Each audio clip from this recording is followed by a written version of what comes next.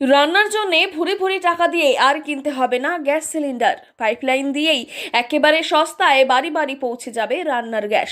Electric বিলের মতোই মিলবে বেশ সাশ্রয়ী বিল। হিন্দুস্তান পেট্রোলিয়াম সংস্থার মাধ্যমে এবার থেকে 24 ঘন্টায় মিলবে এই গ্যাস পরিষেবা। জলপাইগুড়িবাসীর জন্য দ্রুত চালু করা হচ্ছে এই পরিষেবা। সিলিন্ডারের পাশাপাশি পাইপলাইনের মাধ্যমে বাংলার প্রতিটি বাড়িতে গ্যাস পৌঁছানোর সিদ্ধান্ত কয়েক বছর আগেই নেওয়া হয়েছিল রাজ্য সরকারের তরফে। তা ক্রমেই বাস্তবায়িত হচ্ছে। দক্ষিণবঙ্গের 10টি জেলার পর এবার প্রথম উত্তরবঙ্গের জলপাইগুড়িতে এই গ্যাস পরিষেবা চালু করা হচ্ছে। ये डीसीटी गैस डिस्ट्रीब्यूशन प्रोजेक्ट है। इसमें हम जलपाईगुड़ी डिस्ट्रिक्ट में घर घर में गैस पाइपलाइन डाल के घर में गैस पहुंचाएंगे। ये गैस सबसे सेफ है। अभी जो एलपीजी सिलेंडर जो यूज़ करते हैं उसका जो डिसएडवांटेजेस है उससे ये बेटर रहेगा आपके, जैसे कि आपको बुकिंग नहीं करना पड़ेगा बार बार।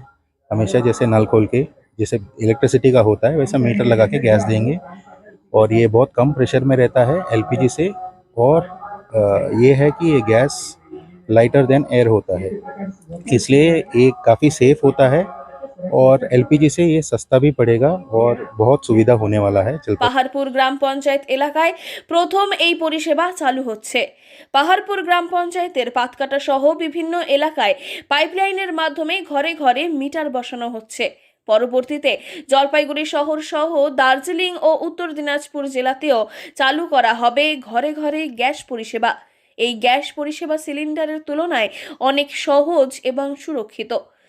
ট্যাঙ্কির এখন প্রয়োজন নাই, পাইপলাইনে গ্যাস হবে বাড়ি বাড়িতে। তা আমাদের পাড়াতে মোটামুটি বলছে প্রথম শুরু হবে, মাস দুয়েকের মধ্যেই কানেকশন দিবে। আমাদের পাড়ায় সবাই নিচ্ছে লাইন, আমরাও নিয়েছি, দেখা যাক কি হয়। আমরা শুনছি বাইরে বাইরে অনেক জায়গায় নাকি এই জিনিসটা আছে।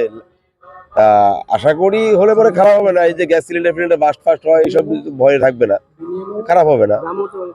এখন দাম কত পড়বে, কষ্ট কত, সেটা একটা ব্যাপার আছে, আমরা এখন জানি না। পাইপলাইনের মাধ্যমে আসা গ্যাস অনেক বেশি সাশ্রয়ী হবে বলেই মনে করা হচ্ছে। শুধু তাই নয়, সিলিন্ডারের এলপিজি হাওয়ার থেকে ভারী, কিন্তু এই প্রাকৃতিক গ্যাস হাওয়ার থেকে হালকা। ফলে লিক হলেও উড়ে বেরিয়ে যাওয়ার সম্ভাবনা রয়েছে। এর ফলে বড় কোনো বিপদের শঙ্কাও নেই। এমন অভিনব পরিষেবা পরখ করে দেখতে বেশ উৎসাহী এবং খুশি জলপাইগুড়িবাসী। জলপাইগুড়ি থেকে সুরজিৎ দে, লোকাল 18 বাংলা।